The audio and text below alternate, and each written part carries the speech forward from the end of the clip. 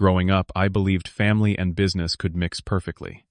For 3 years, I poured my heart into our family restaurant, transforming it from a struggling local spot into the talk of the town. My innovative ideas doubled our profits, yet each payday my brother and father handed me checks that barely covered my rent.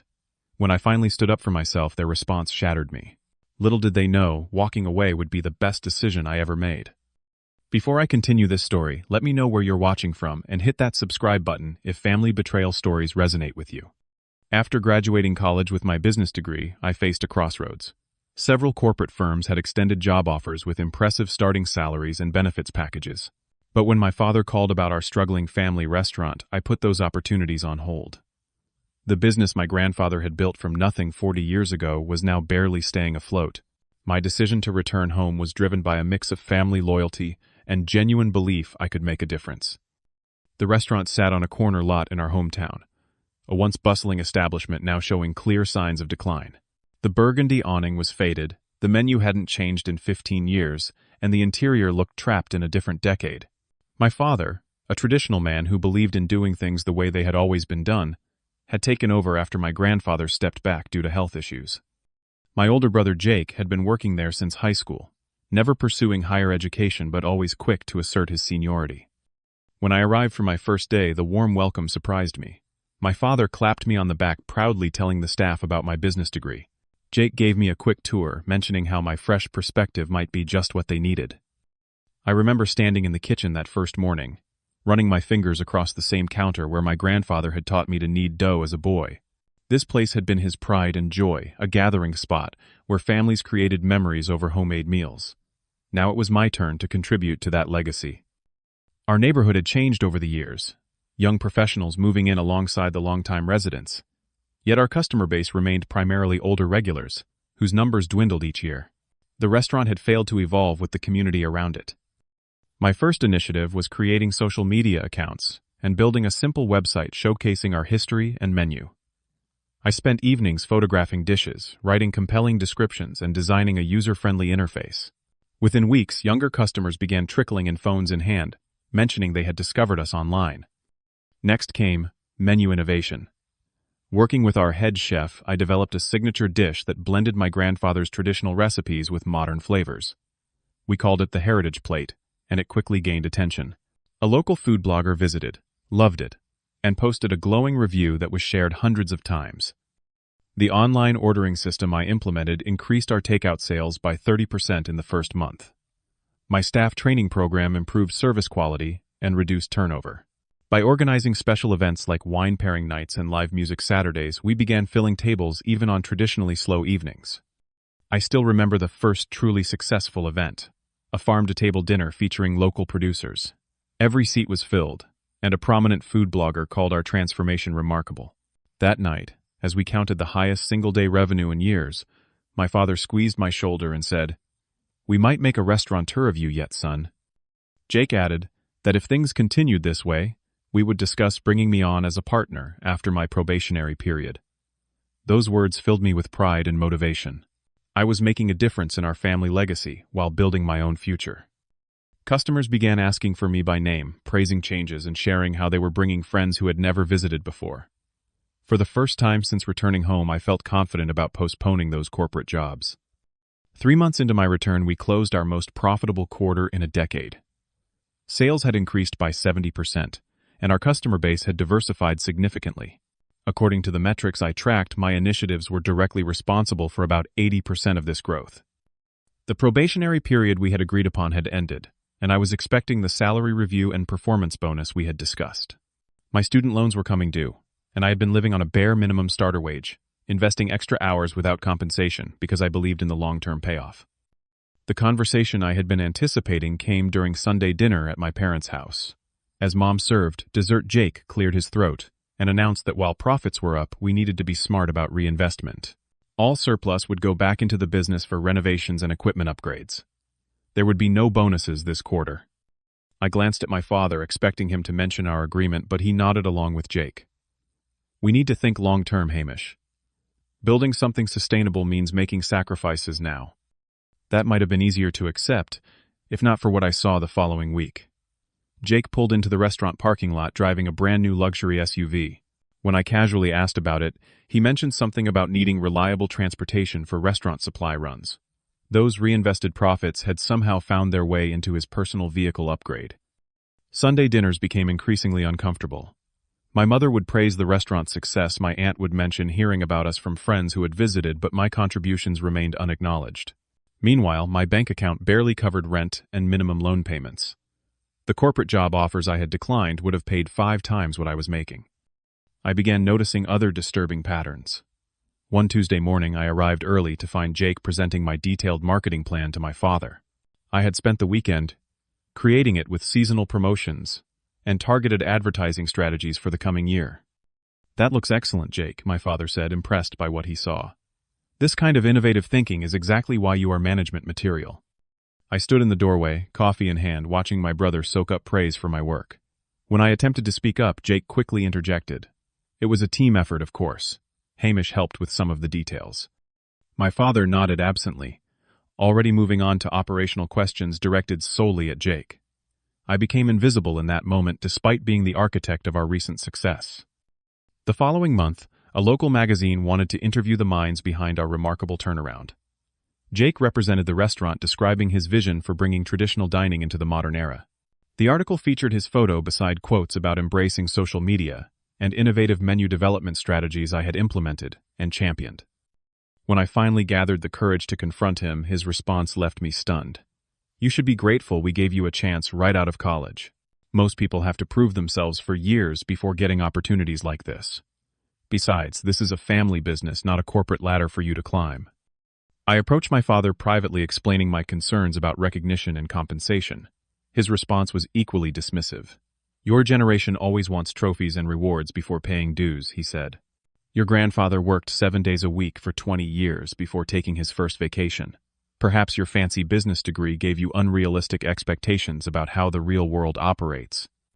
What hurt most was overhearing Jake's wife Amanda at a family gathering telling my cousin that I was just helping out temporarily until I found a real job suited to my education. They had never seen me as a permanent part of the business future, despite all evidence that my contributions were essential to its survival. My frustration grew as I researched industry standards and discovered my compensation was roughly 60% below market rate for someone with my education performing similar roles. Even without my degree, the results I had delivered would justify significantly higher pay. The revelation came from an unexpected source. Martin, our family accountant who had known me since childhood, accidentally left financial documents visible when I stopped by to drop off receipts. The spreadsheet clearly showed substantial quarterly bonuses paid to both my father and brother, directly contradicting claims of reinvesting all profits. I spent that evening calculating the value I had added to the business. Our property value had nearly tripled since my improvements began attracting a more affluent clientele. Our monthly revenue had consistently increased. The catering side business I had developed now accounted for 20% of our income. By any objective measure, the restaurant's success was directly tied to changes I had implemented. Yet while I struggled to make minimum payments on my student loans, Jake had not only purchased a new vehicle but also a vacation property at the lake. My father, who had preached sacrifice and delayed gratification, now spent weekends on a fishing boat that had mysteriously appeared, despite this supposedly tight financial year. The final confirmation came when I overheard a conversation between them in the office. Jake was concerned about promising me too much. "We never actually intended to make him a partner," my father assured him. "He is useful for now, but this business stays with the direct line. Your children will inherit someday, not his." The casual cruelty of their planning hit me like a physical blow. For months I had believed I was building something for my future while helping my family. Instead, I was being used for my education and ideas with no intention of fair compensation or inclusion. I spent a week preparing a comprehensive proposal, outlining my contributions, comparative market salaries, and a fair compensation structure moving forward. The document was professional, unemotional, and backed by concrete data. When I presented it, I was surprised by their seemingly receptive response. "We should discuss this formally," my father said. "Let's schedule a meeting next week after the governor event to review everything properly." The timing coincided with an incredible opportunity I had secured through a college connection. The governor's annual charity fundraiser needed a caterer, and I had convinced them to give our family restaurant a chance. The exposure would be invaluable, potentially opening doors to high-end catering contracts throughout the state. Suddenly, my family treated me differently. Jake sought my input on menu planning. My father introduced me to suppliers as his talented son, and there was a renewed sense of teamwork I had not felt since my early days back. I worked 80-hour weeks preparing for this event, creating a special menu that showcased our heritage while incorporating elegant modern touches. I personally handled everything from staff training to presentation details. The pressure was immense, but the potential reward seemed worth every exhausting moment. The event exceeded all expectations. The governor himself complimented our food guests, requested business cards, and several prominent community leaders inquired about private event catering. Local media covered the event, mentioning our restaurant prominently. That night, as we packed up equipment, Jake threw his arm around my shoulders in a rare display of brotherly affection. "Maybe you do have what it takes to be in this business after all," he said with a grin. My hope was fully restored. The recognition I had worked for was finally materializing, and the meeting scheduled for the following day would formalize my position and fair compensation. I stayed up late refining my proposal, believing this was the turning point in my professional relationship with my family. I arrived at the restaurant early the next morning, proposal tucked under my arm, filled with optimism about finally being acknowledged as a valuable part of the business. The dining room had been cleared, and my father and Jake sat at a large table with uncharacteristically serious expressions. A third chair held Jake's wife, Amanda, who gave me a tight smile. "Please sit down, Hamish," my father began formally. "We have important business matters to discuss today." I took my seat, eager to begin our discussion about my role and compensation. Before I could speak, my father continued. "After the success of last night, we have been thinking about restructuring the management team to better position ourselves for growth." His voice had the rehearsed quality of a prepared statement. "We are creating a new director of special events position with equity stake and executive benefits." My heart leapt. This was exactly the type of role I had envisioned for myself, perfect for leveraging my skills and contributions. I began to thank them for recognizing my work, but my father raised his hand to stop me. "We are appointing Amanda to this position effective immediately." The words hit me like ice water. Amanda had no restaurant experience, no business background, and had shown zero interest in our operations previously. She had quit her receptionist job 3 months earlier, complaining of boredom. "Is this some kind of joke?" I asked, looking between them. Jake straightened in his chair. "Amanda has excellent people skills and needs a challenge. The position comes with a $40,000 salary, 5% business equity, and performance bonuses. She will be taking over the catering division you have been developing." "But that's my division," I protested. "I built it from nothing. I secured the governor event. I created all the systems and relationships." My father cleared his throat. "Nothing in this business belongs to any individual. It's a family enterprise. Amanda is family." "What about me? I am family too," I said, my voice betraying my hurt. My father exchanged glances with Jake before responding. "You are an employee, Hamish. A valued one, but not real family leadership material. Your ideas are good, but implementing them requires a certain kind of person." In that moment, everything became crystal clear. 3 years of dedication, innovation, and sacrifice meant nothing. The meeting about my proposal had never been intended to address my concerns. It had been scheduled as a convenient time to formalize their plans to further exploit my work while elevating Jake's wife to a position she had neither earned nor qualified for. I asked the question that now seemed obvious. Was there ever any intention of making me a partner, or paying me fairly for my contributions? The uncomfortable silence answered more honestly than their words ever could. When I got home that night, I broke down completely. 3 years of my professional life had been given to people who saw me as nothing more than cheap labor to be used and discarded. I had declined, promising career opportunities, depleted my savings, and accumulated interest on loans I could have been paying off, all based on false promises and manipulation by my own family. The next day, I called my former business school mentor, Professor Williams, and described the situation. His response was immediate and unequivocal. "Hamish, what you are describing is not just unfair, it's exploitation. These would be unacceptable business practices with any employee, but doing this to family is even worse." With his encouragement, I began researching what it would take to start my own boutique catering business. My concept would focus on the fusion cuisine I had developed, combining traditional techniques with contemporary flavors, something no other local caterer offered. Over the following weeks, I quietly documented everything I had created for the restaurant. My signature recipes, marketing strategies, client contacts, and operational systems were all carefully backed up.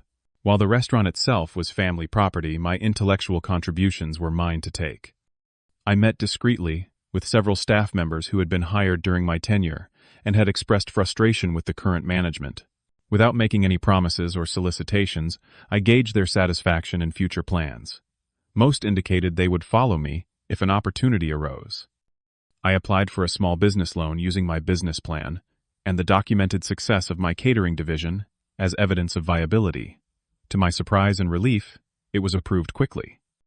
Throughout this planning period, I maintained my professional demeanor at work, though I withdrew emotionally from family gatherings. One Sunday, instead of attending dinner, I visited my grandfather's grave at the local cemetery. Sitting beside his headstone, I sought some kind of wisdom or permission. "Grandpa," I said quietly, "I know you wanted the restaurant to keep the family together, but it's tearing me apart instead. I hope you understand why I can't stay." A strange peace settled over me that afternoon. I realized my worth wasn't determined by my father's or brother's assessment. My grandfather had built something from nothing, through hard work and vision qualities I had inherited. Perhaps my legacy would take a different form than continuing in the family restaurant, but it would be built on the same foundation of integrity and dedication. The next day I submitted a formal 2-week notice, including a professional letter outlining my reasons for departure. The reaction was exactly as I had anticipated. Jake scoffed openly, suggesting I would come crawling back when the real world proved too difficult. My father shook his head with disappointment, as if I had somehow failed a test of loyalty rather than been failed by their treatment. Amanda immediately claimed my small office, having maintenance remove my nameplate before I had even cleared out my desk. Staff watched with confused expressions as 3 years of my presence were erased in a matter of hours. Regular customers expressed shock when they heard I was leaving. Many asked for my contact information, which I provided discreetly. Several of our most loyal patrons made a point of telling me directly that my innovations had brought them back after years of dining elsewhere. On my final day, I took only one item of sentimental value, with permission from my grandmother, my grandfather's original recipe book, filled with handwritten notes and cooking wisdom. No acknowledgement dinner was held, no thank you expressed. I walked out the same door I had entered so hopefully 3 years earlier now, carrying both the weight of family betrayal and the lightness of newfound liberation.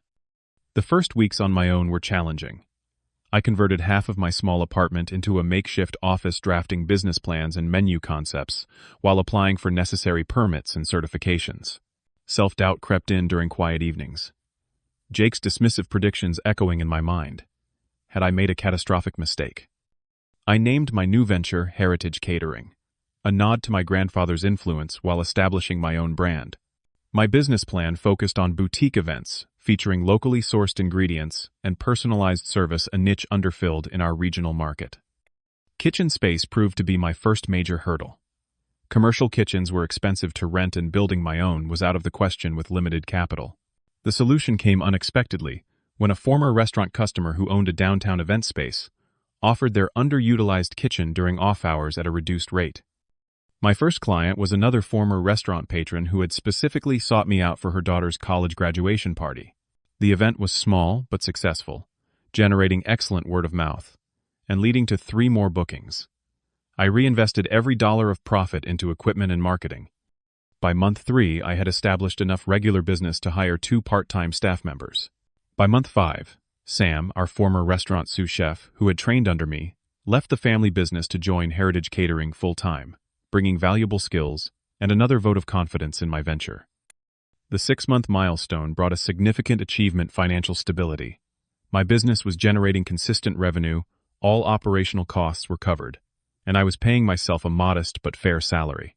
More importantly, I had built something that reflected my values and vision, with clients who appreciated the quality and creativity I offered. The contrast between my current work environment and the toxic family dynamic I had left behind became increasingly evident. My small team collaborated enthusiastically, shared credit for successes, and problem-solved collectively when challenges arose. Each person's contribution was recognized and rewarded appropriately, creating a culture of mutual respect.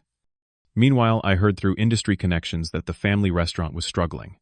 After my departure, several key staff members had also left, taking their skills and institutional knowledge elsewhere. Amanda's inexperience in event planning had resulted in a major catering disaster for a prominent local business, generating negative reviews online. The signature dishes I had developed were removed from the menu, replaced by Jake's attempts at innovation that apparently missed the mark with customers. The social media accounts I had built up fell dormant, then disappeared altogether when no one took over their management. I maintained my distance, focusing on growing my own business, rather than tracking their decline. Then, one Tuesday evening, 7 months after my departure, my phone displayed my brother's number. I let it go to voicemail. The message was brief and uncharacteristically subdued, asking me to call back, when convenient. 3 more calls followed over the next 2 weeks, each ignored. Finally, a text arrived. "We need to talk about the restaurant. Things are bad, Hamish. Please call me." I deleted it without responding. A week later, my aunt called, explaining that she was concerned about my father's health, which had deteriorated under the stress of business troubles. While sympathetic to his health challenges, I remained cautious about being drawn back into their dynamics. It was my grandmother who finally broke through my defenses. She visited my new commercial kitchen space, admiring what I had built while sharing her worries about the family splintering completely. Without directly asking me to help, she painted a picture of my grandfather's disappointment at seeing his legacy crumbling and the family at odds. Later that week, Jake appeared at my apartment door, a humbling sight I never expected to witness. Gone was the confident swagger and superior attitude. He looked exhausted, his expression, a mixture of desperation and damaged pride. "We are 3 months from bankruptcy," he admitted, after I reluctantly invited him in. "Dad had a minor heart attack from the stress. Everything is falling apart, and we do not know how to fix it." The brutal honesty of his assessment surprised me. He detailed cascading problems since my departure: staff, turnover, quality inconsistencies, lost catering contracts, and declining regular business. Amanda had stepped down from her position after a series of costly mistakes. My father had retreated from daily operations due to health concerns. "We made a terrible mistake, Hamish," he said, finally staring at his hands. "We took you for granted. Worse, we deliberately undervalued and exploited you. I am not asking for forgiveness, just help. The business will not survive without you." Part of me felt vindicated hearing this confession. Another part remembered childhood days, playing with Jake in the restaurant kitchen, both of us covered in flour, while our grandfather laughed. Despite everything this business represented, our shared heritage and connected us to the grandfather we had both adored. I spent the next week in careful consideration, consulting with both Professor Williams and a therapist I had been seeing to work through family issues. Both emphasized the importance of protecting myself while considering any re-engagement with the family business. I developed a consulting proposal with clear professional terms. My company would provide business recovery services at standard market rates. Any intellectual property I contributed would remain mine, licensed to the restaurant. The agreement would be legally binding with defined boundaries between family relationships and business arrangements. When I presented these terms at a formal meeting, my father and brother were initially taken aback by the professionalism and arm's-length nature of the arrangement.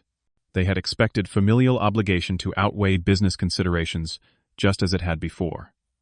My father started to object before Jake quieted him with a raised hand. "This is fair," Jake acknowledged. "More than fair, considering our history. We accept your terms." Over the following months, I implemented a systematic recovery plan for the restaurant. We restored elements that had made it successful during my previous tenure while introducing new improvements. Staff were properly compensated and acknowledged for their contributions. Marketing strategies were updated and systems modernized. I maintained strict boundaries, attending only scheduled consulting meetings and declining Sunday family dinners until I felt emotionally ready to navigate those waters again. My own catering business continued to thrive alongside this consulting work, affirming that I could help salvage my family's legacy without sacrificing my own. Gradually, a new dynamic emerged. My father, humbled by health challenges and business realities, began treating me with a respect he had never shown before. Jake and I developed a professional relationship built on clear communication and fair exchange, something we had never achieved as brothers working together previously. The restaurant stabilized, then began to grow again. My consulting contract was extended, then renegotiated as the business health improved. Eventually, I accepted a position on a newly formed advisory board, contributing strategic direction, while maintaining separation from day-to-day operations. Through therapy and self-reflection, I came to understand that the toxic business practices I had experienced were not personal but rather part of generational patterns. My father had been treated similarly by his father, believing that harsh treatment built character, and that family should sacrifice without expectation of fair compensation. Breaking this cycle became part of my mission. I established a mentorship program for young entrepreneurs from family businesses, helping them navigate the unique challenges of separating family dynamics from professional relationships. Their stories often mirrored my own, reinforcing the importance of this work. My relationship with my grandmother deepened as she shared insights about our family history, including patterns I had never recognized. Her wisdom helped me develop compassion for my father and brother without excusing their behavior or allowing further exploitation. The journey taught me that forgiveness does not require forgetting. I could release the anger that once consumed me without erasing the boundaries that now protected me. Family reconciliation became possible not through sacrifice of self-worth, but through its assertion. Today, both my catering company and the family restaurant operate successfully in the same community. Customers sometimes express surprise learning of our connection, unaware of the complicated history behind our professional relationship. I take pride in my grandfather's legacy continuing while also building something uniquely mine. Family is complicated. Business is challenging. Combining them requires extraordinary care and clear boundaries. The greatest lesson I learned through this painful journey was that genuine respect in family and in business must be mutual. One-sided sacrifice isn't love or loyalty, it's exploitation. Standing up for your value isn't selfish, it's necessary for authentic relationships to flourish. Have you ever had to walk away from something familiar to find your true worth? Share your experience in the comments below. If this story resonated with you, please hit that like button and subscribe to hear more stories about finding strength through difficult family situations. Thank you for listening to my journey. And remember that sometimes the hardest decisions lead to the most rewarding new beginnings.